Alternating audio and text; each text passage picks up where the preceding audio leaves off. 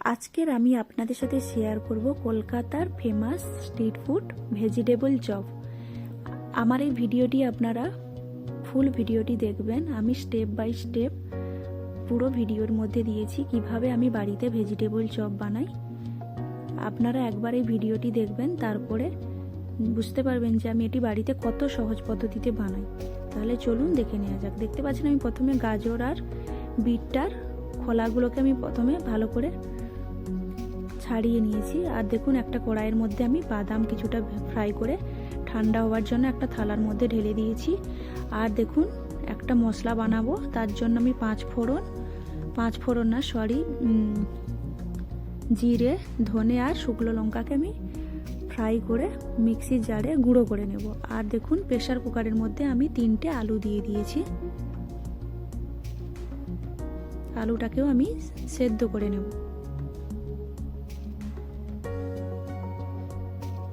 আপনারা আমার ভিডিওটি অবশ্যই ফুল দেখবেন। আমি ভিডিওটির মধ্যে স্টেপ বাই স্টেপ প্রত্যেকটা জিনিসই আপনাদেরকে দেখাবো। মশলাটা খুব বেশি ফ্রাই করব না, হালকা ফ্রাই করে এটাকে আমি মিক্সির মধ্যে পাউডার বানিয়ে নেব। দেখুন এই যে ছাড়িয়েছিলাম এইগুলোকে এবারে আমি এই গ্রেটারের সাহায্যে গ্রেট করে নেব। আমার এখানে বিট আছে 700 গ্রাম, গাজর আছে 700 গ্রাম।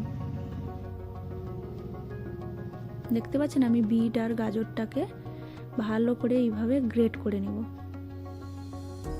অনেকে সিদ্ধ করে বানায়, কিন্তু সেদ্ধ করে না বানিয়ে আপনারা আমি বলবো এইভাবে গ্রেট করে বানাবেন। এতে একটু হয়তো কষ্ট বেশি হবে, কিন্তু খেতে দারুণ টেস্ট হয় এইভাবে বানালে।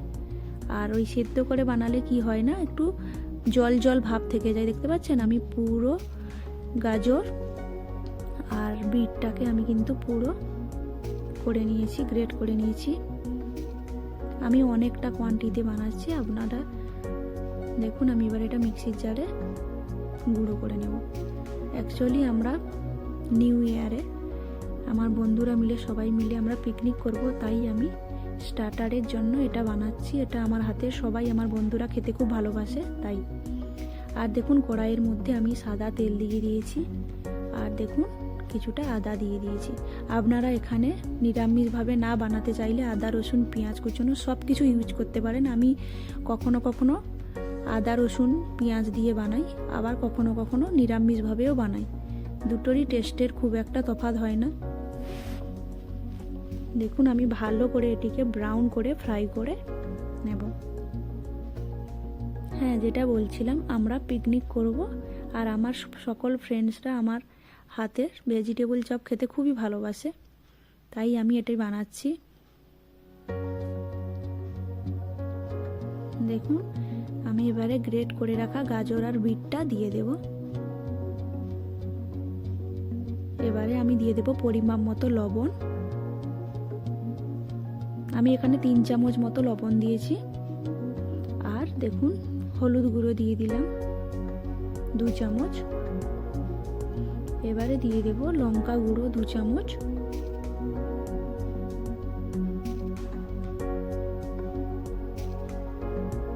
দিয়ে ভালো করে আমি এটাকে নাড়িয়ে নেব।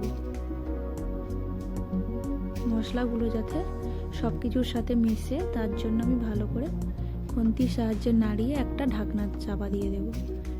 এটা কিন্তু সেদ্ধ হতে খুব বেশি টাইম লাগবে না, 1 থেকে 2 বার ঢাকা দিলেই সেদ্ধ হয়ে যাবে। দেখতে পাচ্ছেন কতটা মজে গেছে। এইভাবে আমি 1-2 বার ঢাকনা দিয়ে দেবো। এবার মাঝে মাঝে খুলে নাড়িয়ে চাড়িয়ে দেব।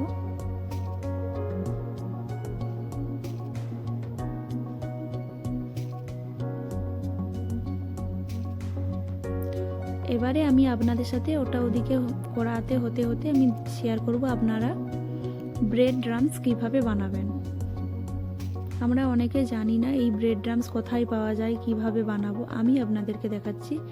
আপনারা মার্কেটে যে ব্রেড খান না, ব্রেডটাকে মিক্সির জারের মধ্যে কুচি কুচি করে দেবেন, আর জাস্ট এরকম ঘুরিয়ে পাউডার বানিয়ে নেবেন।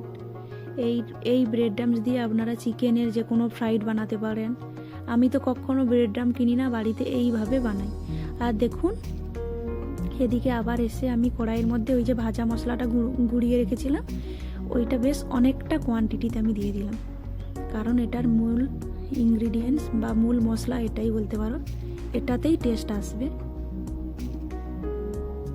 হ্যাঁ, যেটা বলছিলাম, আমি এইভাবেই ব্রাউন ব্রেড বা যে কোনো ব্রেড আপনারা এনে এইভাবে গুঁড়িয়ে নেবেন মিক্সিতে। আর দেখুন যে আলুটা সেদ্ধ করে রেখেছিলাম, লাস্টে আলুটা দিয়ে দিচ্ছি। আপনারা আলু অবশ্যই দেবেন। আমি কিন্তু দেখুন আলু খুবই অল্প পরিমাণে দিচ্ছি, বেশি আলু দিলে ভেজিটেবলের টেস্টটা পাওয়া যাবে না, তাই আমি খুবই অল্প পরিমাণে আলু দিচ্ছি। আর এটা কিন্তু বাড়িতে যেহেতু আমি বানিয়েছি, এটা কিন্তু অনেকটা হেলদি। আর দেখুন এই যে ভরে ভরে আমি ভেজে রাখা বাদামগুলোকে আমি ছাল ছাড়িয়ে বাদামটাও দিয়ে দিলাম, বেশ অনেকটা বাদাম দিলাম আমি। দেখুন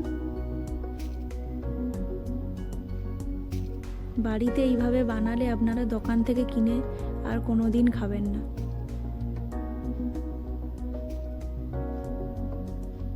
বাড়িতে বানালে এত দারুণ টেস্ট হয়, আমি একবার বলবো আপনাদেরকে, আপনারা অবশ্যই বাড়িতে একবার ট্রাই করবেন। শীতকালে গাজর, বিট আমাদের গ্রাম সাইডে যাদের বাড়ি তাদের বাড়ির বাগানে হয়ে থাকে, আর মার্কেটেও এটা বেশি দাম না, ভীষণ সস্তাতে এখন পাওয়া যায়। শুধু এই 2-3টে ইনগ্রিডিয়েন্টস কিনে আনলেই হবে দোকান থেকে। দেখুন আমার কিন্তু প্রায় এটা হয়ে এসছে। এবারে আমি গ্যাসটা কিন্তু অফ করে দেবো। দেখতে পাচ্ছেন আমার হয়ে গেছে। আমি গ্যাসটা অফ করে দিয়ে এবার এটা ঠান্ডা হওয়ার জন্য রেখে দেবো।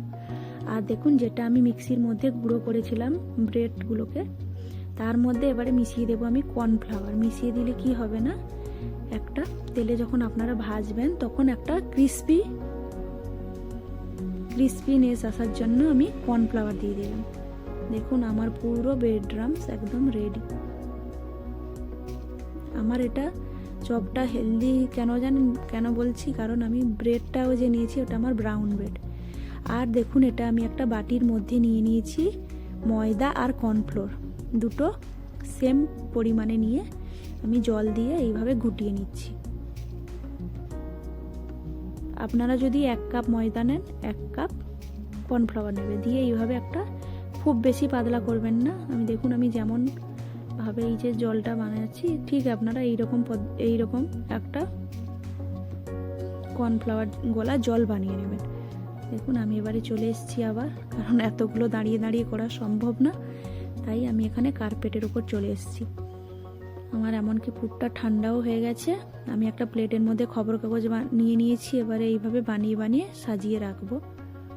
দেখুন আপনারা এইরকম শেপ দেবেন, যে যেমন শেপ দিতে পারেন চাপটা, কিন্তু ভেজিটেবল চপ এইরকম শেপের হয় বলে আমি এইরকম শেপ দিচ্ছি। এইবারে আমি এটাকে কর্নফ্লাওয়ার জলে মাখিয়ে নেব একবার দিয়ে। তারপর দেখুন এই যে আপনারা 2টো হাত ইউজ করবেন। একটা হাত যখন কর্নফ্লাওয়ার জলে দেবেন না, তখন কি হবে না, সব ব্রেড ড্রামসগুলো জল জল হয়ে যাবে, তাই জন্য আপনারা 2টো হাত এইভাবে ইউজ করবেন। আর দেখুন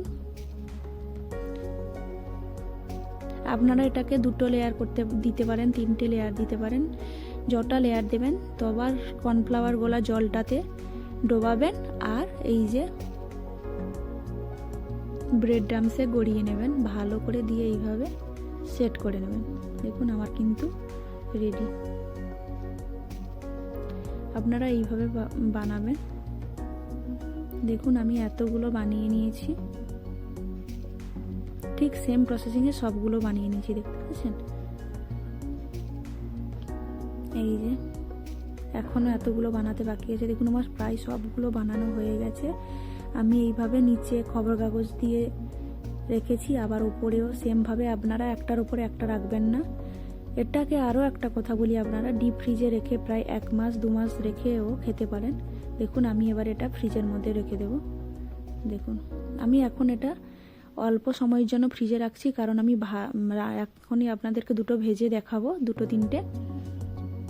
তাই আমি এটাকে ডিপ ফ্রিজের মধ্যে কন্টেনারে অবশ্যই রেখে দেবেন, দিলে আপনারা 1 মাস অবধি এটা খেতে পারেন। ডিপ ফ্রিজ থেকে বের করে কিচ্ছু হবে না, একদম যেমন টেস্ট তেমনই থাকবে। দেখতে পাচ্ছেন আমি 2-4টে ভেজে আপনাদেরকে দেখাচ্ছি। আমি কড়াই তেল অনেকটা কম নিয়েছি, কারণ এতে কি হয় না, ব্রেড ড্রামসগুলো আমি এটা সাথে সাথে বানিয়েছি তো, তাই ব্রেড ড্রামসগুলো দেখুন তেলের মধ্যে চলে এসছে। আর আমি পোড়া তেল পরে ইউজ করি না রান্নায়, তাই আমি সবসময় অল্প তেলে ফ্রাই করার চেষ্টা করি। আপনারা চাইলে বেশি তেল নিতে পারেন, তাতে কোনো অসুবিধা হবে না। দেখুন আমি এইভাবে ভালো করে ফ্রাই করে নেব। আপনাদের সাথে আমার আবার দেখা হবে অন্য কোনো ভিডিওতে। ততক্ষণের জন্য আপনারা ভালো থাকবেন, সুস্থ থাকবেন।